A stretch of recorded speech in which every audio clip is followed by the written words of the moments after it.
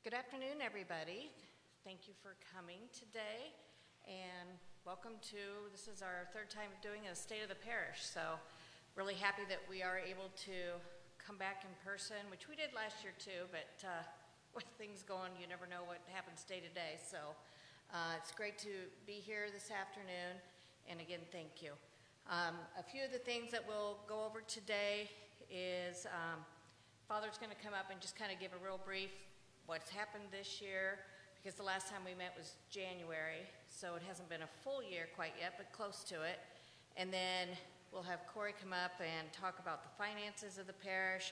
We'll give an update on the vision, what we're looking at going forward, and we'll have some time for Father to talk about the new church and where we are with that as of today, and then we'll have time for questions. So right now I will ask Father Tom to come up and start us off with a prayer.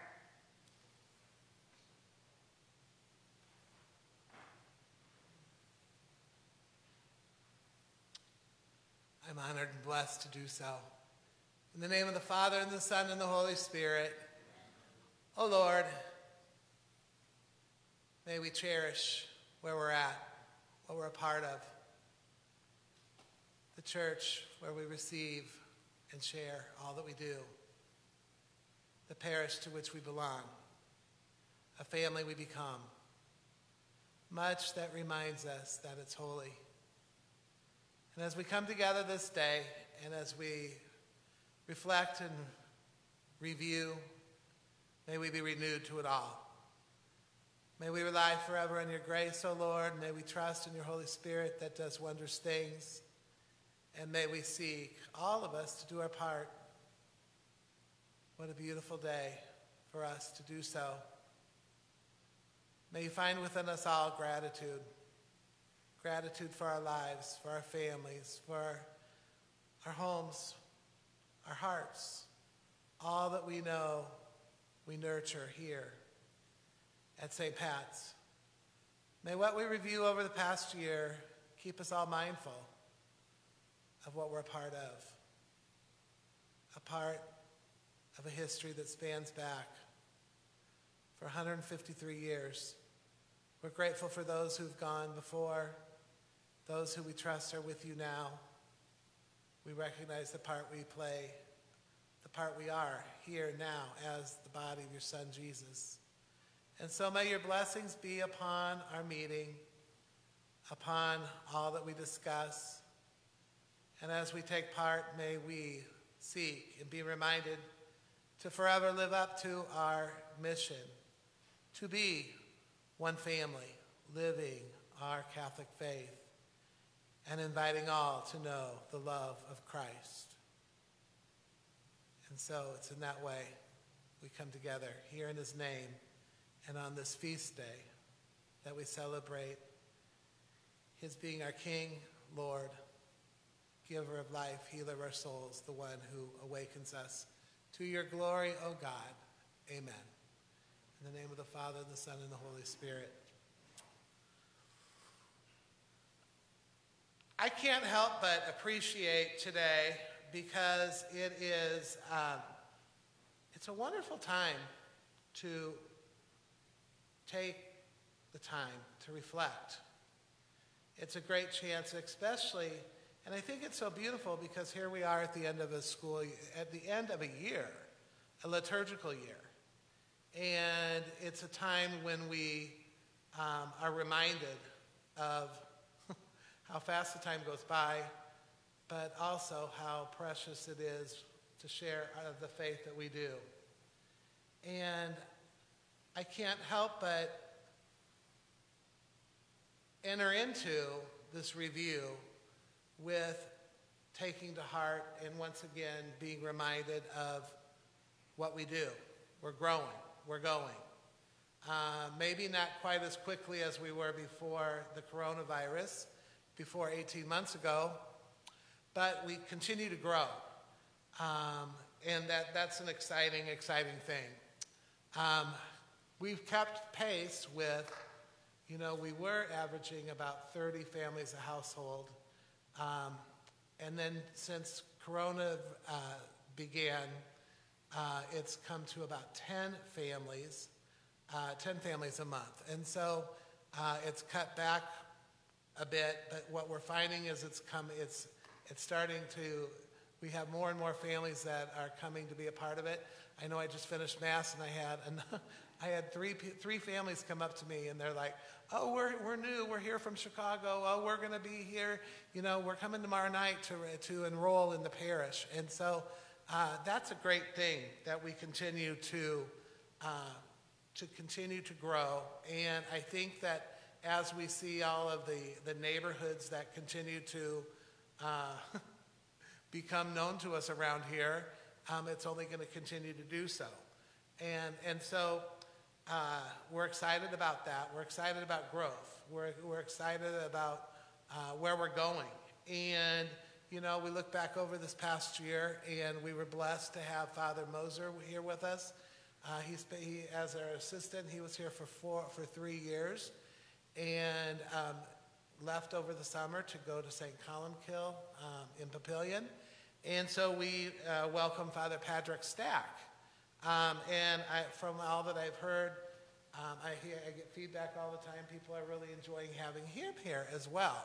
And so we continue to rely on the Holy Spirit. The Holy Spirit takes us to good places. For me as well, I know that I received a letter from the Archdiocese about a month ago that asked me, they said, and it's very hard to believe that next summer will be my 6th year of being here, and they asked if I wanted to stay for 6 more years. And I fall in love with where I'm at, and I don't jump to leave and to go to this parish and that parish. And so, yes, I do plan. That is my hope and my prayer, and my plan is to stay here with all of you for the hope, God willing. We only know how, none of us know, but for my hope and prayer is for 6 more years. And if they go by as fast as these years have, it's crazy. It's no time at all. We also were blessed to welcome a new deacon here, Father Joe Hartnett, who comes to us from St. Pat's, the other St. Pat's, down the street in Gretna, and that's been proving to be a wonderful thing. We're excited to welcome him. As we look back over the past year, we do so, and we recognize that things have been different.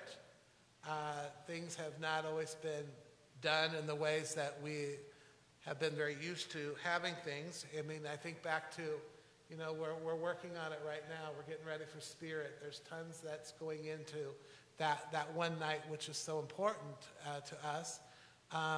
When we look back to how it was done last year, virtually, it was different than, we've never done it that way before. It ended up being our most successful Spirit that we've had. And so that was a great thing. But the good news is I think we get to go back and have it in person again this year. It was a great success last year, and we are still moving in that momentum. We're hoping, it looks like we're on track to be at a place hopefully better than even last year. And so we're all working hard for that to happen with Spirit. As you know, that's a night that's very important for us. We also are blessed to have a strong men's club here at St. Pat's, and they're always doing great things. A huge commitment is the fish fries. The fish fries we were the only ones that I'm aware of who were able to have fish fries, last year. I hear it all the time from people all around the Archdiocese. They were like, you all did it, and you did it well. And that was, again, we did things differently in a new way by having reserved seating for that. But it worked well, and we're grateful for all that was raised from the men's club. Fall Festival, I really appreciated because this year we got to have it again with everyone all together outside here at St. Pat's, and that was a great thing. It was quite different than the year before when people had to drive from stage to station, and when I had to be at the 13th of the very end of that and be dunked in a water booth, it was much more enjoyable this year than to have to sit through that again, you know? So things are starting to get back to the way that we like them, the way that we like to be together. And so the women's at St. Pat's, they constantly are doing good things. They've had lots of activities this year that have ranged from retreats to speakers to trunk or treat. You know, it was a rainy day, so we ended up having to have it in the activity center. But I don't think that made any difference for lots and lots of kids, because they certainly enjoyed themselves for that as well. Trivia night, same thing. Trivia night, we were able to be back together and enjoy it all as a parish family. These past 21 months have had and called us to make some difficult decisions. And not all the decisions that we've made have been popular. But I can stand here before you and say that the decisions that we've made have been rooted in love. They have been based according to taking to heart, when you think about how big this parish is, we have gone over 10,000 parishioners now. And we have a range of every age, you know, people of all different, people from so many different places. If there's one thing I can say I've learned a lot about this year, it's that people are in different places.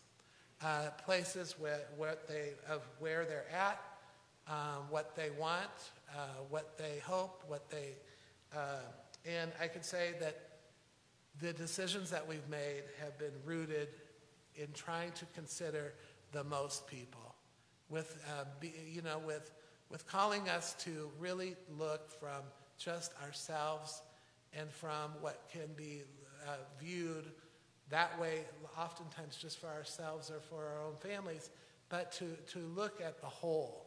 And to make consideration for the whole body of Christ.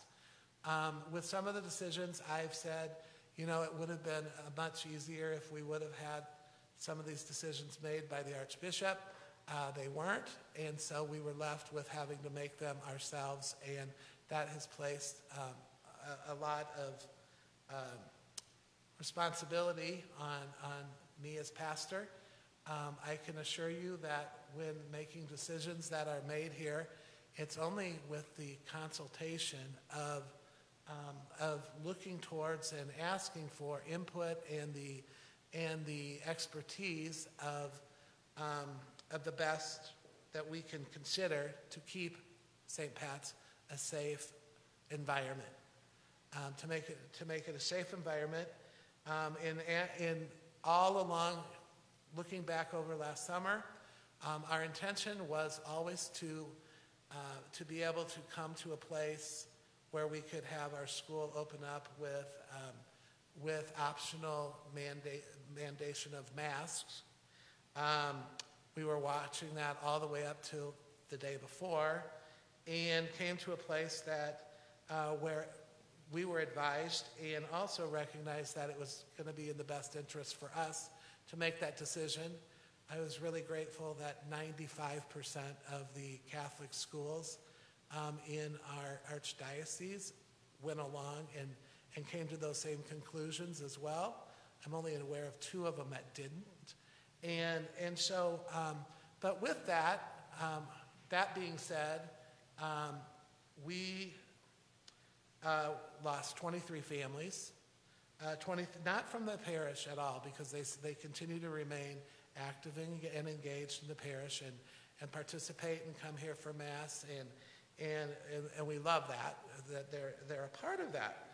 But we had 23 families that had children that were enrolled in our school that unenrolled. We miss those kids every day, but we also are very, very grateful. We respect their decision. And we stand by our decisions. and we hope that everyone can respect the position and the choices that we've made, because they haven't been easy at all. But I do want to say, overall, people have been incredibly supportive. We've gotten tons and tons of feedback of people that have said, we're behind what you're doing. And so, again, with the consultation of those who we turn to, it's with looking with what's gone on in currently, our hope right now, unless something drastically changes, is that right after Thanksgiving, we're going to be going to mask optional. And so there's lots that reminds us that what we share is gift, and what we're a part of is a parish family. And I'm reminded that families often have disagreements, but families all will work through things. I think it's done that way, and with God's grace and with the Holy Spirit, we're going to continue to carry on onward, and in the best ways and with the best practices that we can, with rooting it in our faith, our Catholic faith, which calls us sometimes to be other-centered and beyond, and to have a true care and concern for everyone always. And so at this time, I would like to maybe turn things over to Corey Watten. Corey definitely knows where things are at with our finances, and so welcome, Corey. Thank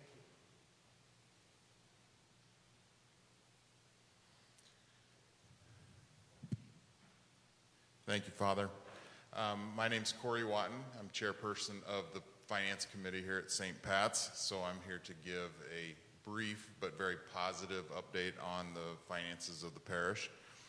For the most recent fiscal year that we just concluded, we ended up with, I'll use the term net profit, even though we're not a for-profit entity, but we ended with a profit of about $67,000. A lot of moving parts within that number. First and foremost, the generosity of our parish during the COVID-19 pandemic was really tremendous. Not only in our weekly giving, but in all of our fundraising events, the support that the parish gave St. Pat's was just tremendous. And thankfully, that occurred, because we obviously did have some increased costs. We maintained our staff levels and didn't furlough or let anybody go during that really challenging time. So personnel costs, continued to rise.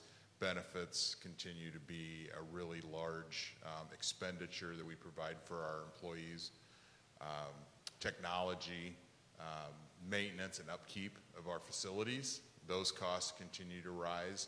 So, and then Father mentioned our kind of softening enrollment within the school, which obviously reduces our incoming tuition revenue. So you boil all that together, we still ended up with a positive number for the year, which I think is a testament to just the type of people we have at St. Pat's. So really good news there.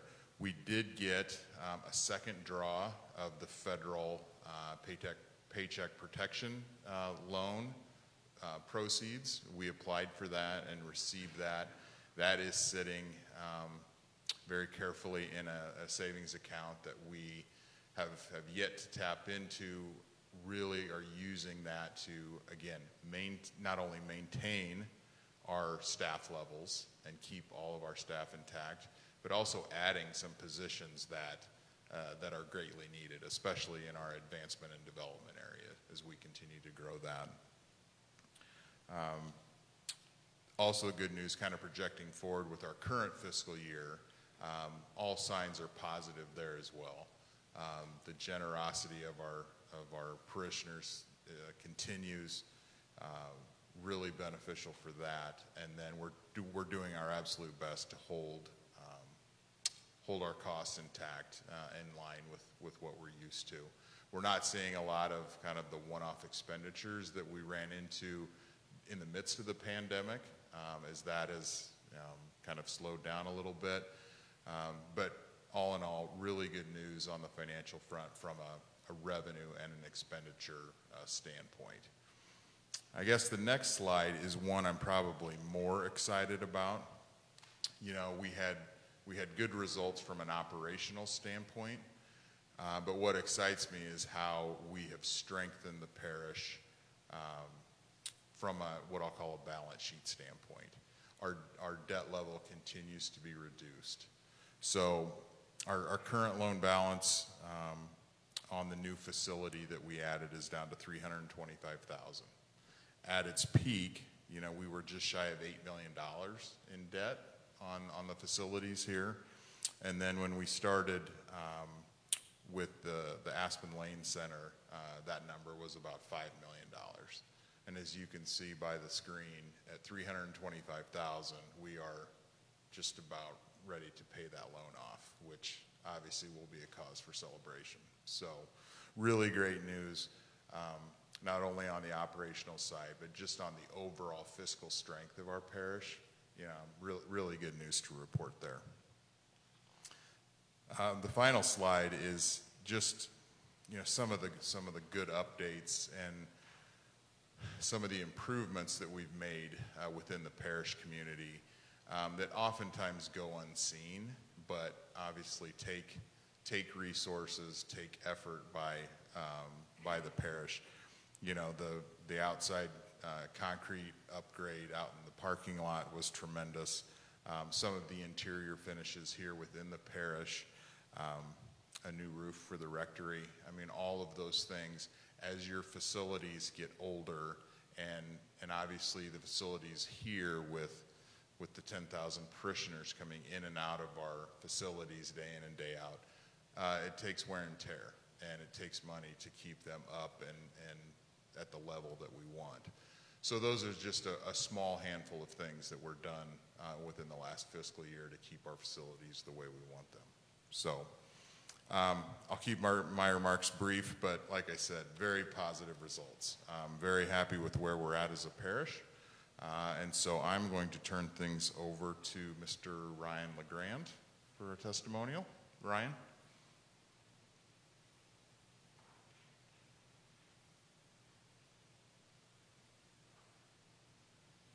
Okay, I was afraid I wasn't going to be as tall as him. So. My name is Ryan Legrand. My family and I have been parishioners here. Well, my wife and I have been parishioners here since 2008. In 2008, we joined because I went through RCIA. I was baptized Methodist.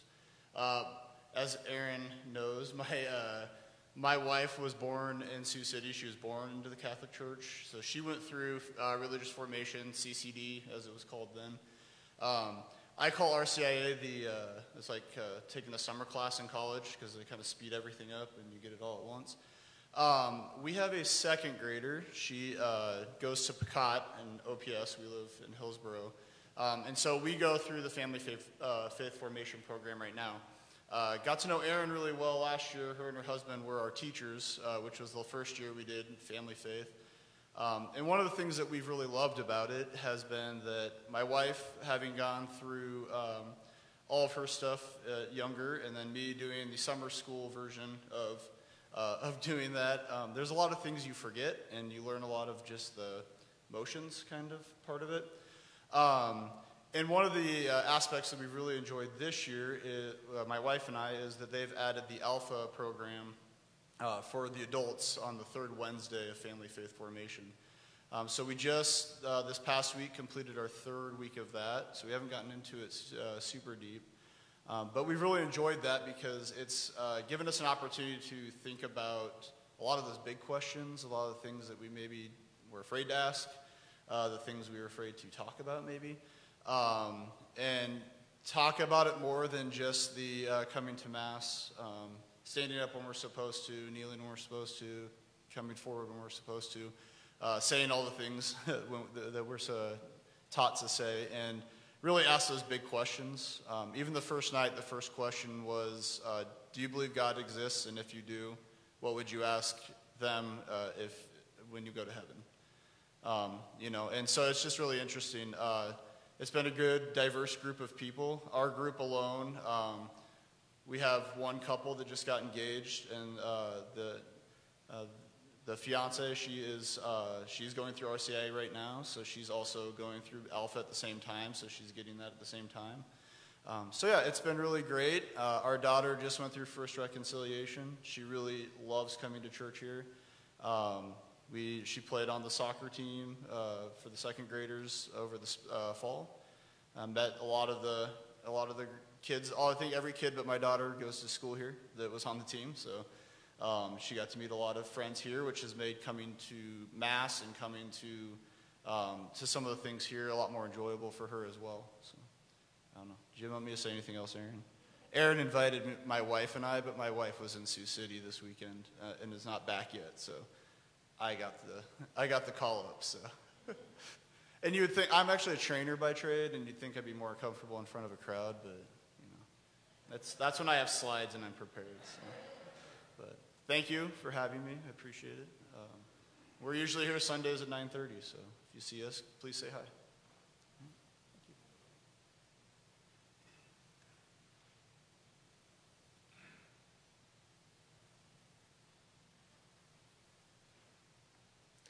Thanks, Ryan. Appreciate that. It's always great to hear words from individuals that are new, not only to our parish, but to our faith. So welcome.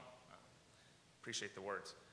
I've been asked, my name is Charles Olson. I've been on the Vision Committee since we started it, and I've been asked to just share a few of the updates in regards to the Vision Committee, the strategic plan that we put together, the things that we've been working on, and I'm glad to share, excited to share that, mostly because you'll want to hear this. This is the last time you'll have to hear from me on it.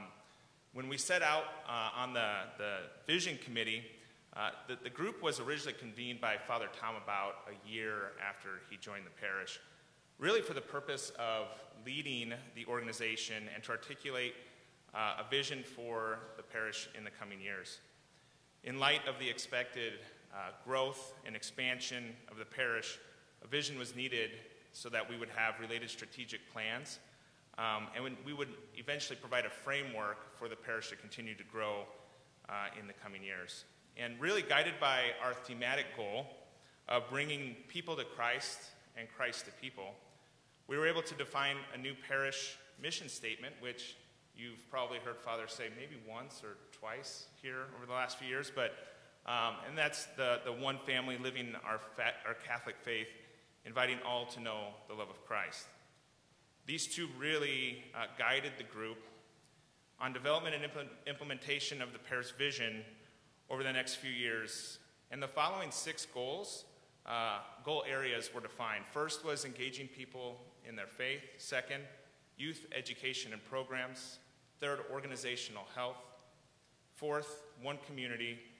Fifth, communications. And sixth, development and advancement. The Vision Committee spent significant time developing and refining these 6 goal areas, as well as 6 statements that would define the future picture of St. Pat's over the coming years. Working with the strategic horizon of January 1st, 2022, the goals were created for each. And I thought it would be great to share those with you. I'll also give you a few of the updates in each area, but really for you to decide whether or not we've accomplished our goal. We feel that we have, but obviously as an entire organization, we all have to be moving in the same direction.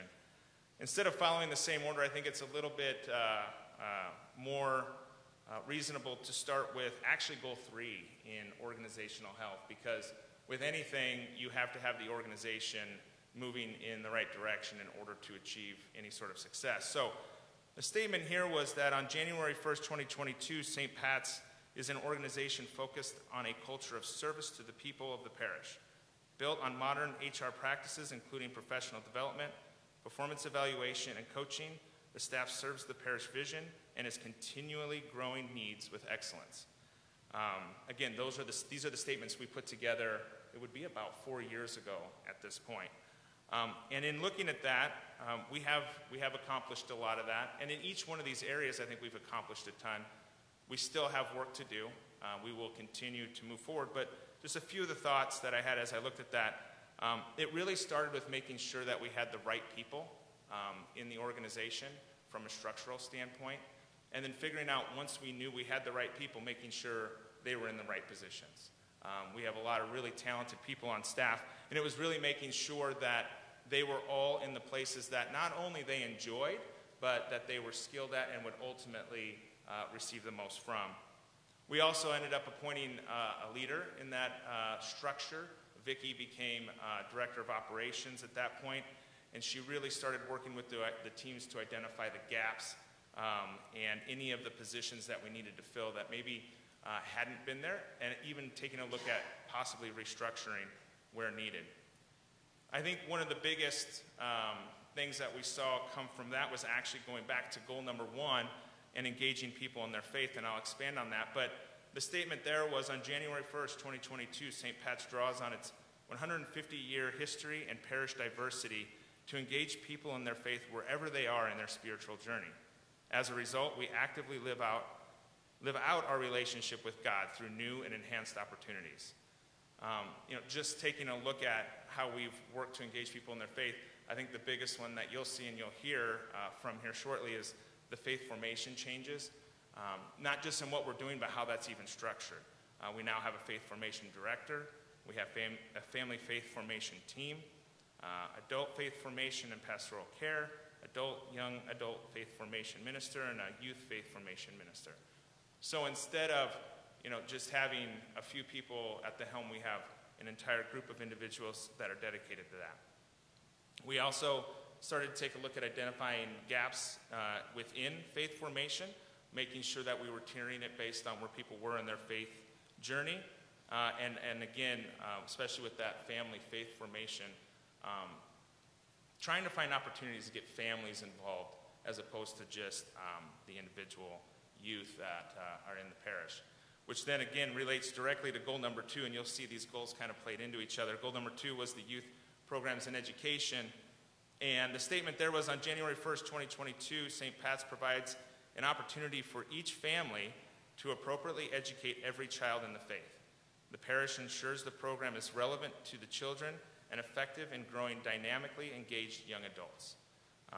This, again, is a direct correlation to the build-out of that entire department, so that we weren't just focusing on adult formation, but we were also making sure that the children of the parish were taken care of.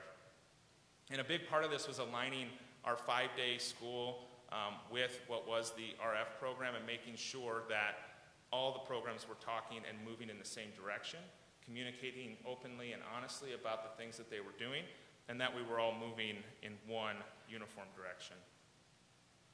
Goal 4 was the one community, which obviously I'm talking about, having all of these groups talking to each other on the faith formation side. But one community was important, and our statement here was, on January 1st, 2022, St. Pat's engages the entire parish together to form one cohesive community, independent of boundaries around education, age, and life status. Built on the unifying motto, "We are St. Pat's," the parish actively works to build a sustainable, welcoming environment for all, encouraging and engaging empty nesters, seniors, and RF families with the goal of increasing involvement. Again, I think what we've seen is a greater collaboration of what we had considered silos in the past, and making sure that everybody was working closer together to make sure we were all moving in the same direction, which had to do with the faith formation expansion, as well as just a focus on maintaining and welcoming the atmosphere, and really putting a lot of resources towards that. Goal 5, communications. Our statement there was, on January 1st, 2022, St. Pat's dedicates appropriate resources and uses a broad range of modalities to effectively communicate with the entire parish about vision, direction, activities, organizational updates, and parish needs. The communication is always timely, consistent, and informative, while focusing on pushing the right information through the right channels. As part of that, you've seen a little bit of a website redesign since we started this process. Things like this, state of the parish, state of the school, finding additional opportunities to get information in front of people so that it's not just the bulletin, social media, so on and so forth. So there's been a lot of emphasis placed on how we can best communicate in all aspects of the parish. And finally, goal 6 was development and advancement.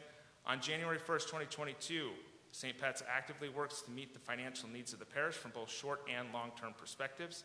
This includes the development of a number of different methods for giving to the parish and growing our assets to meet capital, facility, and operational needs.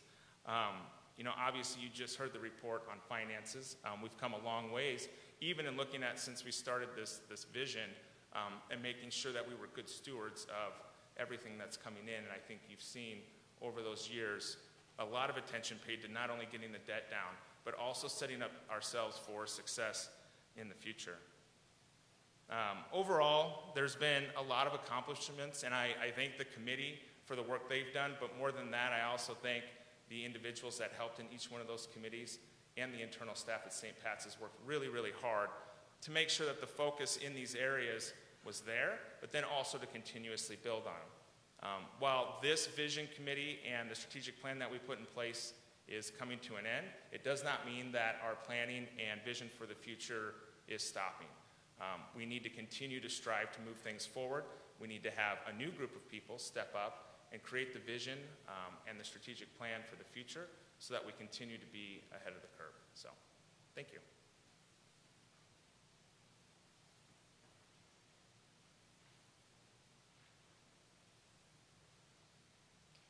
Thank you, Charles, and a huge thank you to the number of people, as he said, the committee, the vision committee, that worked for years on this, plus they had subcommittees under them and everything, so it was truly a team effort to put together everything that they have done.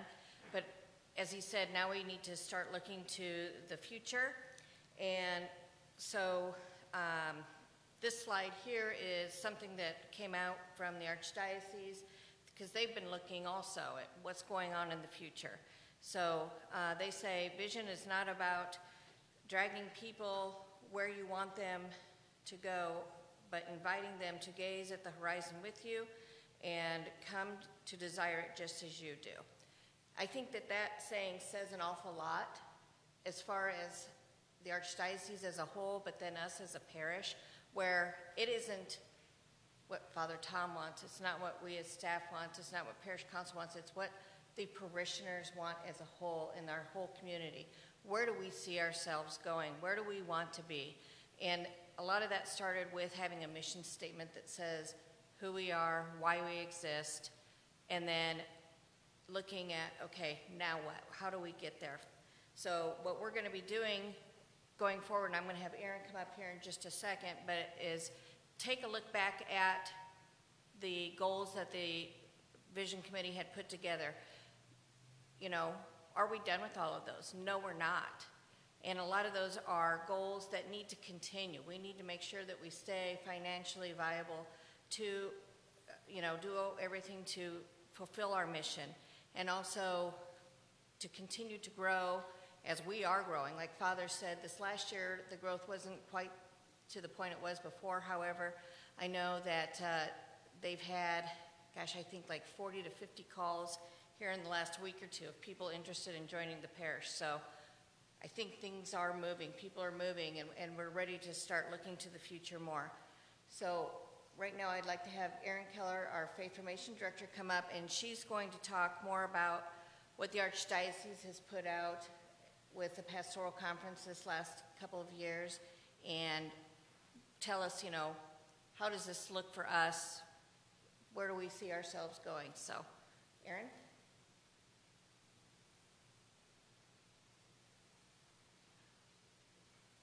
I want to start by sharing an email that I received from a mother that I do feel like characterizes where we all desire to go, especially based on what Charles was saying. But we had a family faith formation a couple weeks ago, and we had a time of adoration with the children. And so she just emailed me about this. She said, when we were praying to Jesus the other day at family faith formation, my son leaned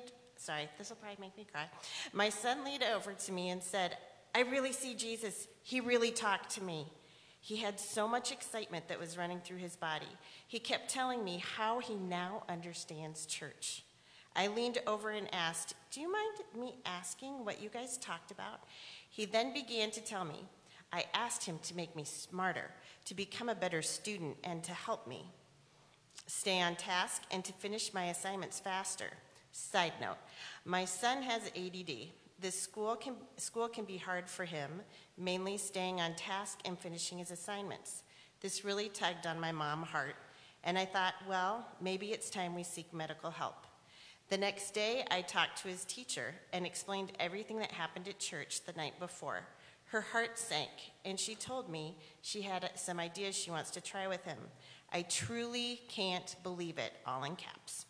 My son has been so focused. He's been staying on task and finishing assignments. He has found the confidence in himself with the help of Jesus and the love from his teacher. He isn't getting late assignments anymore. He isn't getting told over and over to stay on task. He truly is a new kid at school. We couldn't be more excited that his faith has led him to this success. So our faith formation team has been really gifted in the sense that we get to meet regularly with Beth Carlson, who's a member of the Archdiocesan team to help church leadership. And this particular slide, we took what she gave us and kind of talked and shifted a little for what felt like it made sense at St. Patrick's. But the point is to show the foundation. Like sometimes I think, especially when you hire a bunch of new people onto a team, you're super excited to see all these programs. But in order for them to be really successful, you have to build a foundation first. And that foundation needs to begin with prayer. And then it can't be my vision of what's going to go on, or Charles's vision, or Vicky's, but what is God's heart for this parish? Because he knows everybody. He knows what the needs are. And so all of us working together to understand what God's vision is for us. And then from there, as Vicky and Charles both said, we have a mission and a vision that tells us who we are as a parish family and where God desires us to go. Next, we need the leadership, and that's all the people in the parish, no matter, it doesn't have to be faith formation leadership. I mean, it could be the people leading the men's club, the people leading Women of St. Patrick's, that we all are going in the same direction, that we all are looking at the horizon together. And then from that, understanding what roles we need to advance that vision that we feel God has for our parish. Also, someone had talked about the culture that, I think it was Charles said, the culture that we want to build at St. Pat's of serving all the people here. So what we together as a community celebrate and what things we tolerate. Next is the strategy. What's the process for us to get there? And then the tools, which would be the different programs to invite people to. And one thing that we've really been working on, which Adam does a ton, but our whole team is really working on that, is building the individual relationships that help equip those leaders. There's some leaders that I think will send some flock note witnesses out, but different people who God has raised a vision on their heart, and how we as a team are helping equip them so that they can carry out different roles in leadership that maybe they didn't think they could in the past. And then from that, we see the fruit of transformed lives, which is what I believe that email shows us from a simple thing. So the next slide, I kind of like how this shows that in order to get to those top things that we really want to see, everything else, it's almost like an iceberg. You have that huge iceberg underneath the water that you can't see, but if that's not there, it's not going to hold up the rest. So that for right now, the focus needs to be, I believe we're getting, we're moving up a little bit, but that we have the prayer, we have the vision, but we need to build on that, all of us together, all the leadership of the parish. And there may be people who desire it and haven't stepped up as leaders yet, and that there are a lot of people who can help make you feel empowered and equipped to be a part of that leadership team so that we can see those things up above, specifically the strategy, the tools, and the fruit. And I think that's, oh no, one more, sorry. So that at the Pastoral Conference, if anybody was there for that or was able to watch that, they shared, which I thought was super helpful, super simple, and they kept apologizing that it was so simple, but I think sometimes we overlook the simplicity of our faith and try to overcomplicate things when it's really very simple to be a disciple. And so looking at different ways we can help each other within the parish to do that. Just one, to have that daily heart-to-heart communication with God. So kind of how Ryan, that's what I loved, Ryan and his wife ran up to me, Danielle, after their first Alpha, and Danielle was just bubbling like, I've been Catholic my whole life. He went through RCIA. It's all been up here, and this is helping bring it to my heart.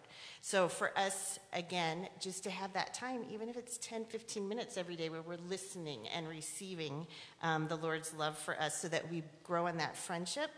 And out of that comes compassion, seeking to be Christ for other people, and then intentional friendship, which actually this was really great for me at that conference because I was thinking of how busy I've been, and I'm around a lot of people, but have I been intentional in growing those friendships that really are godly friendships that call me to be the best person that I am? And no, I have not been, and I'm working on that.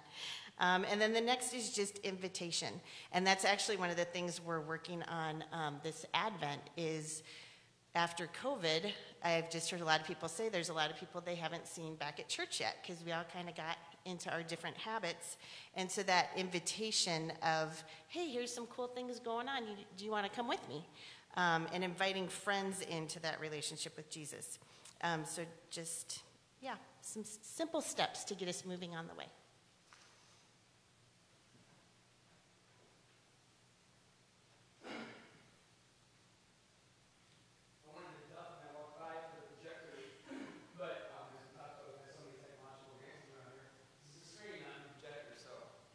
Doing good things at St. Pat's. My name is Adam Stevenson, and I have the pleasure of being the young adult minister. I really connected with what Charles said because he talked about, getting these people, these talented individuals in the right spot and stuff like that. And I got to say, I love my job. When I look at some of the other things that guys have said, it's really nice to be able to look up there and just see, there's so much going on. And, it's not only on one person. Kind of not, But there's some people around sharing these things, and they have these gifts in these areas not everybody does. I get to do what I love to do all day long, literally. I hate not coming to work. I love to come to work. I come in and do my job, and it's such a joy. I talked about Father Tom to my guy, John Friedenbach, outside. I was like, man, Father Tom's got 10,000 people to worry about. Gosh, I have only 5 kids. That's a lot. He has 10,000. I couldn't imagine that's a weight, but sharing it amongst these people that we talked about, how many people were inviting it to St. Pat's to come work, and spreading that load out, it makes coming to work so awesome. So that wasn't on the script. I'll get back to the script. I just want to tell you guys how much I love working at St. Pat's. But on the script, you're going to see some of this Father Tom language again. He's trying to beat it into our brains. So the end of the St. Pat's mission is obviously inviting you to know the love of Christ, which there will be a test after this to make sure we all have that mission statement figured out. St. Pat's is truly living out this mission. Over the past 18 months, staff was added to specifically invite people to know Jesus. Our goal is to meet people where they're at and lead them through the steps to become a disciple. This process and programs to accomplish this are many.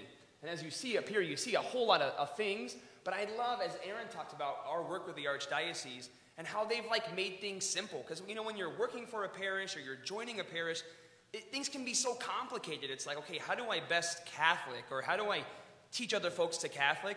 And I really think that what this does, and that's actually what John and I were talking about as well, as he goes through the mentorship program through the Archdiocese, we were actually talking about this as well. I think that this really represents, as we talked about it, what Father Tom likes to do. You're a guy who's going to meet somebody where they're at. We've been through tragedies here at St. Pat's, and I can think of nobody better than you to meet those individuals right where they're at and give them a big hug. That's what they need. They don't need all this other stuff or all these things. They just need somebody to hug them, to meet them where they're at. And I love this aspect here, and I find myself engaging in this pattern every day. So I guess over the top of these bubbles, if you could see a big spectrum, you're going to have somebody walk into this parish who doesn't trust anybody, Jesus or anybody that knows Jesus or Father Tom or Aaron or Brother Jim. They don't want anything to do with church. They're way on the left. And then you got your person way over here on the right. We'll put you there, Father Tom, whose life is all about the church. We see a big spectrum of individuals, and it's a hard task to be able to minister to all of those 10,000 people from left to right. But I love the Archdiocese making it somewhat simple, and then us being able to tailor it to what we do here at St. Pat's. So on the left, I got some stained glass in my vision, is relational outreach. That's the very first thing that we do. And there are so many things at St. Pat's that we do that fit in this category of relational outreach. I think it's one of the best areas of St. Pat's. We've talked about it already, our fish fries. We already talked about it. We're the only ones that did it. Thanks to the men's club. They stepped up and said, hey, this is crucial for our parish to invite people into the life of our parish in this way. We have the fall festival. We talked about it already. We have the trunk retreat that just happened right there. I know when I was a youth minister, one of the things I first saw was like Worlds of Fun. I'm like, why do we go to Worlds of Fun? I'm a youth minister. Like, I got to be bringing these kids to Jesus. But then you realize, like, not everybody's at that point where they're ready to step into that zone. But we got a Worlds of Fun trip. Who doesn't like riding roller coasters and throwing up? I never rode any roller coasters, not once. Like, I'm sitting there watching kids vomit. I'm just like, this is so stupid. But if they like it, whatever, man. Like, but it's bringing these kids in, like, hey. And I gotta admit this one too. One of the relational outreach activities that I am tasked with doing. It's, when you work for the church, it's kind of a cross. Tonight at 7:30, one of my relational outreach activities is termed the Sunday thing, and we invite some young adults in the area out to the local restaurants, the Good Life, the Mark, Jukes, and Chevy's on a rotating basis, and we invite them to come out, and St. Pat's buys the first drink for them. And it's hard for me to go out there and do that with them because it's, I got to stay up till 8:30 and sip on a nice gin and tonic with these kids. But somebody's got to do it, and I feel like it's a suffering that I take on for you guys. You're welcome. But I've just seen so much goodness, as we've all seen at our activities, where, yeah, we're here for church, but I'm going to interact with you, as Aaron said, like on a personal basis. I'm going to foster that friendship with you, because you have to build bridges with people if you're going to bring heavy things like Jesus and church and Holy Spirit. You got to be able to have fun with them and let them know that you're not just a weirdo church guy, even if you really are, that you're a normal person and you like to have fun. So that's relational outreach. And this is like the first step to get somebody from that pre-trust or that don't love Jesus at all phase into the next step of ministry. Because we want to meet them where they're at. We want to help them and encourage them to consider some of these next steps down the path. And our next one will be a conversion engine. We've talked about Alpha quite a bit. We know the fruits that have come from Alpha, where someone can come in and really wrestle with those questions that I have. Like, is God real? Like, what's God doing in my life? Should I consider giving up all of this stuff for Jesus, if that's what he's asking me to do? That's a big ask, but am I willing to make that decision for Jesus? And we obviously have many other things along the way. We have our Parish Mission, as you see. Can you guys see that? When I saw my printout, I felt like Vicki Payton here, because I was like, hold on. I don't know if you guys can see that in the back. Fonts get to be a bigger thing, or actually, fonts get to be a smaller thing the older you get. But we have our Parish Mission, which we've continued to do. We have some on the schedule for this year. Steubenville for our kids. That was off last year. Nobody went to Steubenville. It was all virtual. We ended up bringing 70 kids this year. We had a new youth minister this year, and we had COVID on top of it, and we were still able to bring 70 kids. Most parishes bring 50 kids, 30 kids, and we brought 70 kids to Steubenville and countless leaders. It was an awesome thing for these kids to sit there and realize, like, man, am I willing to take this step? And it's like an invitation for these kids to make a conversion.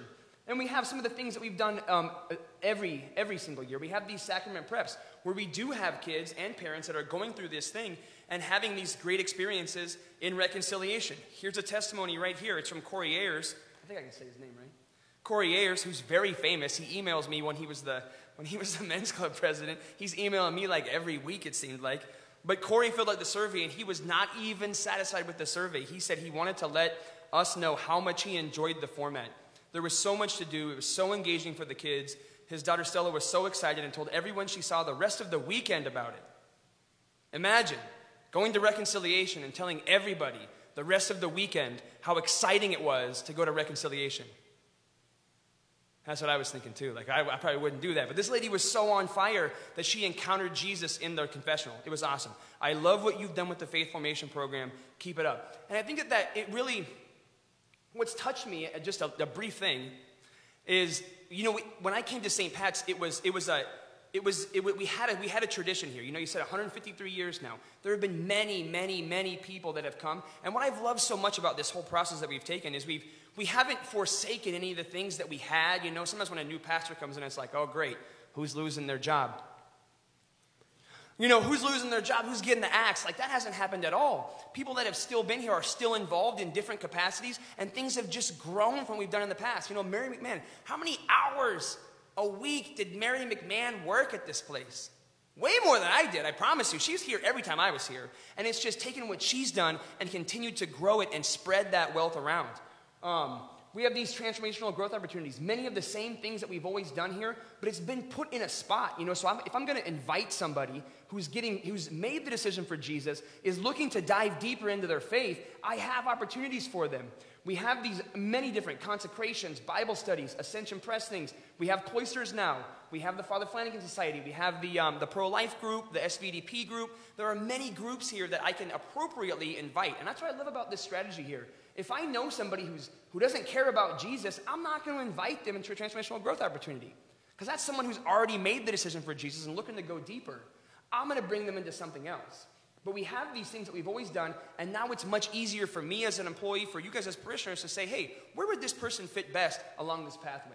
And finally, we have missional teams right here. And this is a lot of what I think Aaron has invited us to do. Okay, yeah, I work for the parish. This is my job. It's awesome, but I can't do everything. Aaron can't do everything. And we're spreading out the wealth here, make sure people have the appropriate jobs and they're excited about their jobs. But we need to invite the parishioners in, where folks come into this parish and they're like, man, this is such a welcoming parish. I came in, and some random person just came up to me, and they invited me to the fish fry, or they invited me to RCIA, or they invited me to That Man Is You, or they invited me to be on the youth ministry core team. Wherever that person was, they were able to identify it, and we as parish staff are out there disseminating this information and showing folks how simple it really can be. Moving on to our sacraments, we've had some changes in that. Up top we have marriage. In the middle we have Father Tom offering reconciliation. Oh wait, you're in all these pictures. What is it exactly that you do around here? Oh, you're doing all them holy moments, huh? We have reconciliation and we have baptism. As we talked about, that reconciliation retreat has continued to grow. We have some new invitations, not only for the reconciliation one, but also for the Eucharist and the confirmation retreats. Erin has been I think if Erin had one itch or one thing that she loves to do, it seems to be retreats. I think Erin never saw a retreat that she said no to. That's true? Maybe just a few. I mean, you hear it around here all the time. There's all these new retreats. Like when I got here, I was like, ugh, retreats aren't my thing. I never ran a retreat when y'all hired me. And I haven't run a retreat since. But she's here, and she's running retreats now and bringing her gifts here to expand what we've already had going on. We already have some things, and she's making it even better. We have baptism prep. And I look over here at this tree, and you guys have seen how this tree has grown. And we had a dedicated couple. I'm not going to say who they are, but you know who they are. It's the Schroers. I just said who they were. Whoops. They've been so integral in this baptism tree over here, year after year after year after year, showing up and doing these things over and over again and giving from themselves. And our baptism prep has expanded. We still have them involved in videos and using their expertise, but we spread that wealth out. We spread that responsibility out, so we're getting more and more couples involved, giving that invitation to our parishioners to get involved, but also not to wear out the Schroers, because let's be honest, we love the Schroers. We want to see them around here as much as possible, but we don't want to burn them out, which is so easy to do. I think that Aaron and I have both seen it. When you see shiny things in the parish, you're just like, oh, that looks awesome, that looks awesome. Next thing you know, you've got so many things going on. But it lets the Schroers really dial into what they want to do and what they're gifted at, while still being involved in a different way in some of the old things they've done, and inviting new leaders to come into it. So that's been fantastic. And I think that you've even made a little cameo appearance in our videos too. So we're letting Father Tom get in there too. Is this a surprise to you? He went like this. I think so. I heard you're in there. But you would know that. They videotaped you. And then finally, if we're going back up to marriage, we've opened that up as well. Father Tom, I mean, that seems to be one of the things that this guy does. He just loves marriage prep. That's one of the things that he would... Have you ever seen a marriage couple that you would say no to for marriage prep? Especially if they're getting married in some, far-off land, like, oh, I'm going to have to be gone for 2 weeks. Got to go down to Mexico and marry this couple. So it's taken what Father Tom has done and what he's enjoyed so much. He's still involved in our marriage prep process. When a couple comes to him to get married, he still takes them through the same things he's always done, but we're inviting other mentors in the community to be involved as well, where it gives Father Tom's unique experience of marrying thousands of couples, thousands of receptions. What kind of job you got, man? I thought my job was good. Thousands of wedding receptions. It's got his experience counseling thousands of couples who have been through these problems, but then it also brings, a couple here, let's just say you guys, for example, a married couple who has gone through their own experience, like in the trenches, so we're getting the both and. It's not that Father Tom's bad, or these guys are bad, or not as good as. They're both good, and they bring unique perspectives, and we're able to capitalize on that. And I think the thing I love about our new program that we're bringing into the marriage prep is it meets them right where they're at. It's not taking them through Catholic doctrine this, Catholic doctrine that, because many of our young couples, I don't know if you guys have noticed, but they're not as quick to come back to the parish. So where it meets these couples is all about virtue, where we're saying, hey, let's talk about honesty. Let's talk about respect. Let's talk about charity. And I think that everybody who's going to get married agrees with those things, right? Is honesty important in a marriage? I was hoping y'all was going to say yes. It's true. When I'm dishonest in my marriage, things usually go poorly. So you got to be honest. Everybody agrees with that, no matter how churched they are or unchurched they are. And I think it lives out what Father Tom talks about meeting the couples right where they're at. And finally, we've got Catechesis of the Good Shepherd. This is very new to our parish. It's a thing that's been happening. Many of our parishioners have been excited about, but it's something that we've just started to hear recently. If you can see here, fall of 2021. It feels like winter outside, but I don't think winter starts until December 22nd. Is that true? Is that the first day of winter? 21st. Ooh. Well, we're still like a month away from winter. We started this in fall 2021. That's right now. We just started it. We've got 8 sessions, 89 children. For me, I love to see it. When I come down the hallways to my office, you see all these little kids, toddling around. You see their moms in there with them. You hear these kids praying. You hear these kids singing songs. And I think, sometimes parish hallways can be a little bit stuffy, because we're answering emails and having meetings and stuff like that. But when you have those little kids come through and they're doing those things in your parish and their moms are involved, it's a beautiful thing. So this has just started. Catechesis of the Good Shepherd, a.k.a. CGS, if you ever hear that. CGS just started. We already have 8 sessions and 89 children. So wonderful thing. It says introduce Father Tom at the bottom of my page, but I'm not going to introduce him. I'm just going to invite him to come back up here.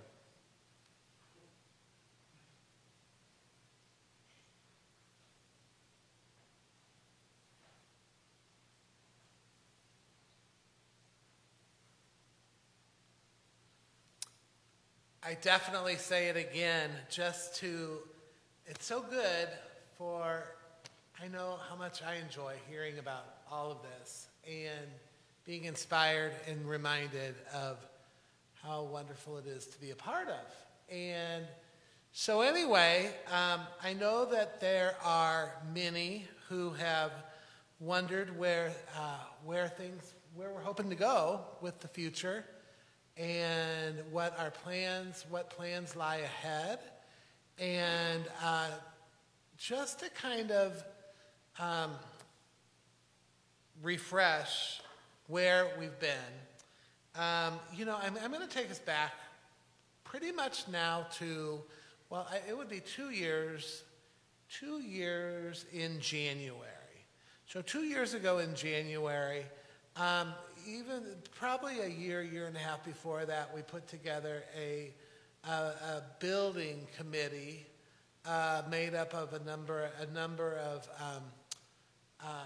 parishioners, and especially with backgrounds and a desire to be a part of our future plans.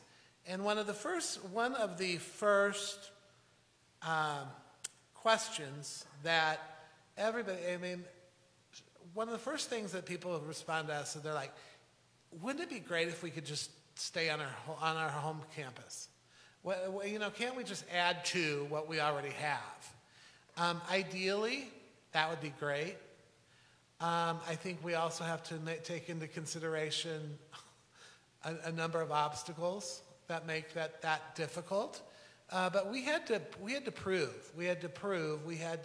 So over months and months, we went through a study, and it was a study of because ideally we would love to have it here, but however we do have the Elkhorn Water Tower, which kind of takes up a big part of that. We also would be very limited as far as let me say all things can pretty much. They're possible, but they're not always practical. Maybe if you want to build a 5-story parking lot out there, and and take away whatever green space we have of taking the field away, and so it is possible. And so at one point they were saying, well, maybe let's approach the people around here, because we would need 8 to 10 properties. And so then there were those so then they went out and they met with the people to say, okay, if we need 8 to 10 properties to do what we want to do, would you be willing to sell your house? Well, many of them said yes. Many of them said no. Many of them said, how much are you offering us? And we're like, we're not offering anything right now. And we're just wondering, because if this could possibly be the possible solution to how we want to grow.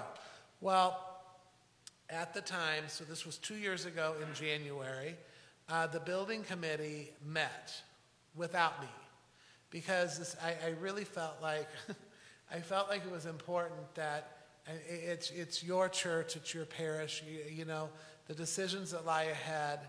And so after we'd been working with RDG, the design group, it was decided, you know, they took it to a vote. And it was taken to the place of, they made the recommendation to me.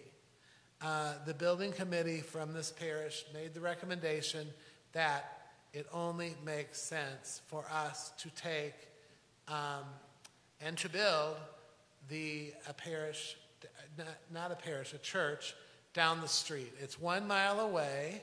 1 mile away. It's just right at the peak of, you know, Frank and Jane Krejci were so gracious and gave us that 13 acres.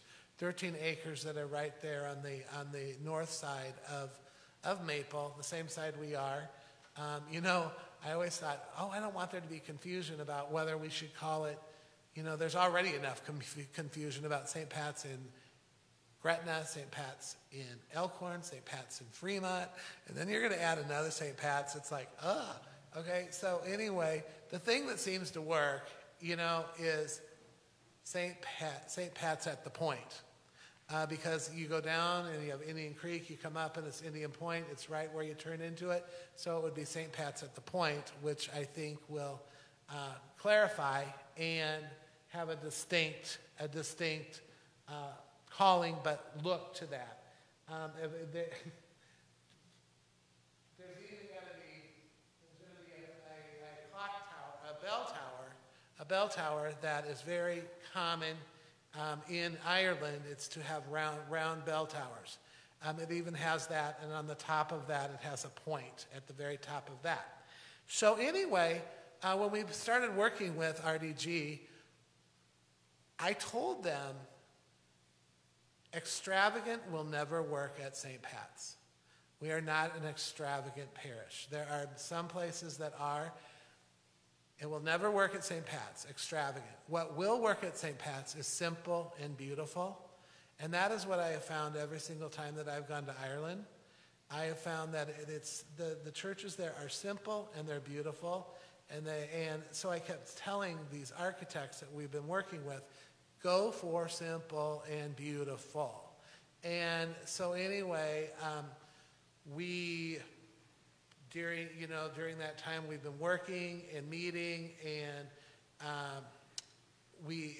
meeting and making plans, and I do have to say, every single time we would meet, we would talk about, well, can you tweak this, or let's change this, or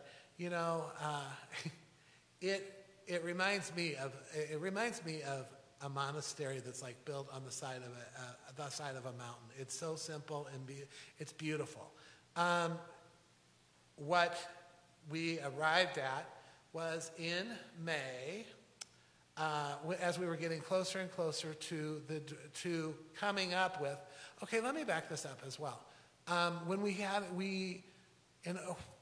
didn't have the money all made and collected for this. In order for the project to come, so that we could at least have a proposal that we can approach people with, it was going to be about $300,000. And since we don't have $300,000 just lying around, I went to one of our parishioners.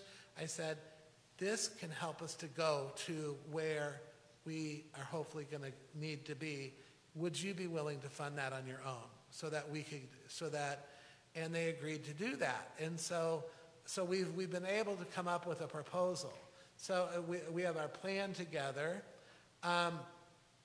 RDG kept saying to me, they go, you have to trust us on this. We just designed a building for the Creighton University campus in Phoenix. they had 2 renderings. They had 2 drawings from this, and they were able to raise $40 million from that. And they said, we're going to give you 3 renderings. You're going to have one picture what it'll look like on the outside, 2 pictures of the inside. It's not detailed, it's not definite, but it definitely gives us an idea. It definitely gives us the vision of what we're hoping to go towards. We got these proposals back, the proposal back in the beginning of May. I had mentioned to the building committee, I said, let's just have 1 year of silence. 1 year of silence where we can pray over this, where we can really be getting ready for and asking for God's grace and praying and meeting with people. And I wanted us to have a silent phase of 1 year, with the hope that with that time of the 1 year from May 1st to May 1st, that we would be able to be in a place where when we come out publicly to the parish, that at that point, and pray that this happens, because the hope and desire is that when we make the announcement on next May 1st, that we'll be able to say,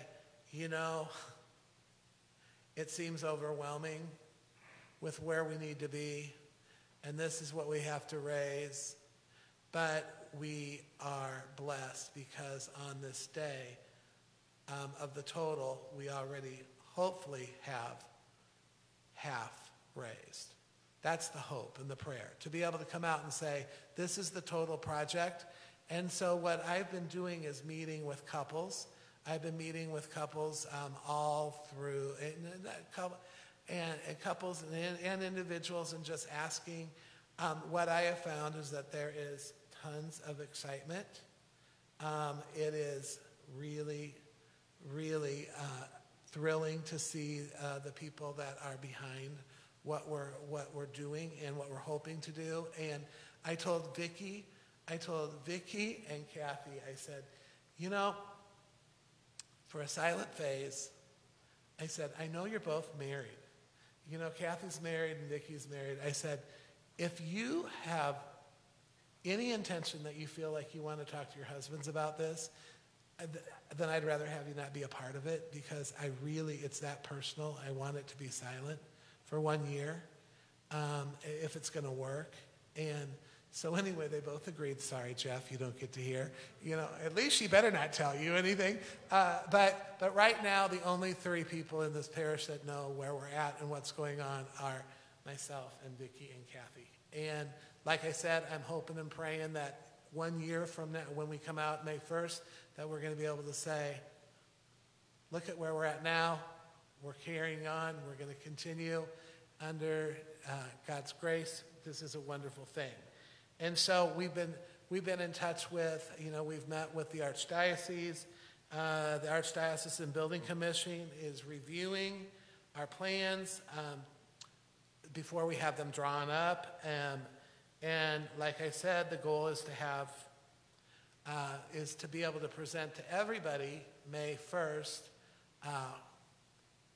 what lies ahead and where we're at that point. And so hopefully you can agree with me that there's some wonderful, wonderful things that continue to be happening here at St. Pat's. And just a few events coming up. I'd like to invite Vicki to come forward and kind of share with what some of those are as well. Thank you.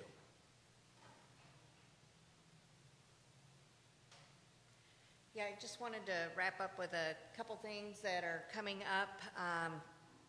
This week is Thanksgiving already. I'm not really sure how that's possible.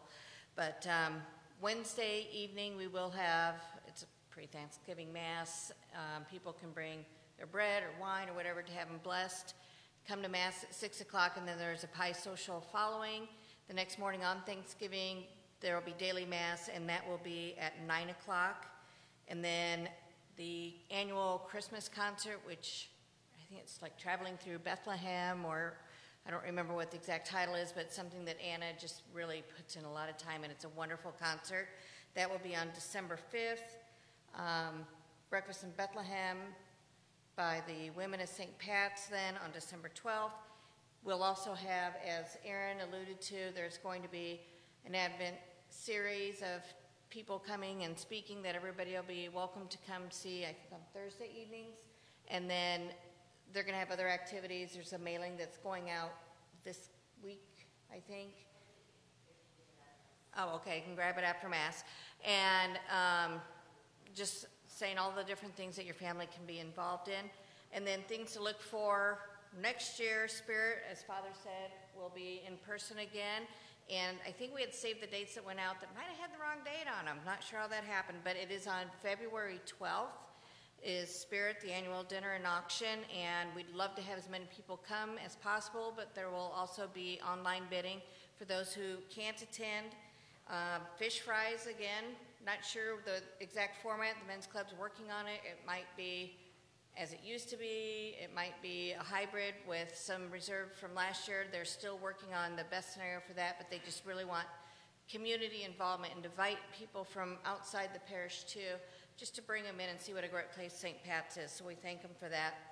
Golf, there will be 2 tournaments. We postponed the one that was at Top Golf, so look for more information to come on that. And then the summer golf, and then a new event that we're going to have this year will be on May 26th, and it's going to be, I don't know if it's going to be a parking lot dance, a party on the patio, or what, but some friends of Father have arranged for Pet Rock, some band, I guess. I'm not out on the bar circuit, so I haven't seen them, but saw them on YouTube, and it looks to be a lot of fun, but it'll be a band and dance here. So those are some things that are coming up. So now what we'd like to do, again, thanks to everybody for coming, but if anybody has any questions, we'd love to be able to answer those for you. My question is, how many students are in the St. Pat's School versus students that are in the parish that attend school elsewhere and are participants in these other programs?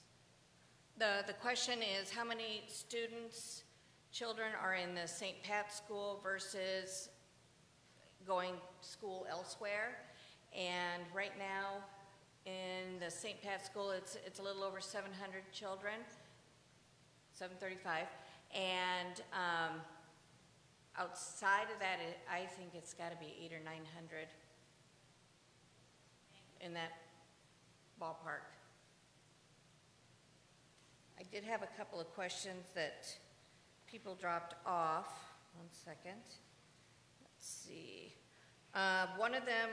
One question, somebody had asked at the school drop-off each morning, there's a janitor who helps every day, and they would like to know what his role or responsibility is. My assumption on this is that this is talking about Craig Billings. Craig's our maintenance director, and he does help every morning with school drop-off back in the bell tower. He and Candace Thompson, who's one of our assistant principals, are back there. Quite often Candace has to run in because they'll have meetings with parents sometimes in the morning or whatever, but that way we have a staff member out there. But we also have, when the last car goes through, Craig is responsible for going around and picking up the cones and everything because daily mass starts at 8:15, so we need to make sure all the entrances are open for the parishioners to be able to come in for mass. So Craig helps out there with the kids as a staff member, being present, but then also, like I said, is picking up cones afterwards. The other question that came in, I'm just going to summarize kind of, I think what it's saying is that a lot of the larger neighboring parishes will give more of a detailed financial thing in the bulletin. What we have been putting in are like where we're at year to date with Sunday offertory versus goal and what the difference is, and then what our capital campaign income has been. And what they're saying is some of the other parishes will put down how much came in for like the last Holy Day or Christmas or special collections. So that is really good feedback. That is something we can definitely take a look at. We do have a new accounting and finance manager, Dana Schweiger, here, and that is something I can definitely get with her and the finance committee and see what would be the best format for putting all that information in. I'm sure there would not be a problem with adding to that, so that's something we can do.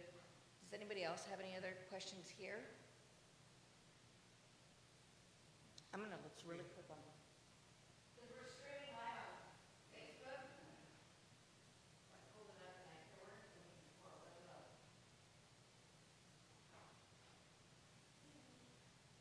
There's not any?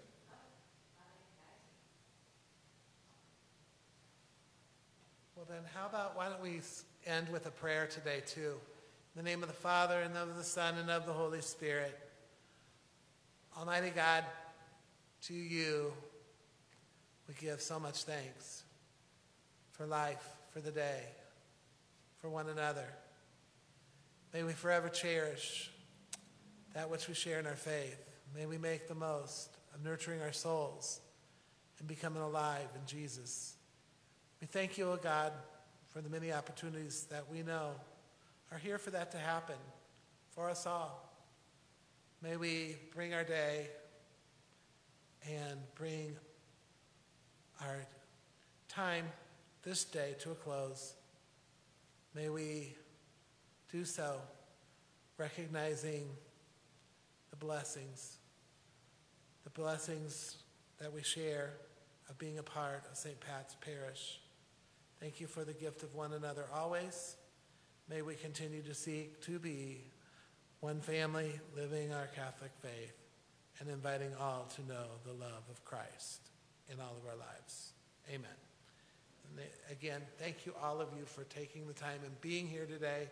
Your presence means so very, very much. Thanks all. Bless you.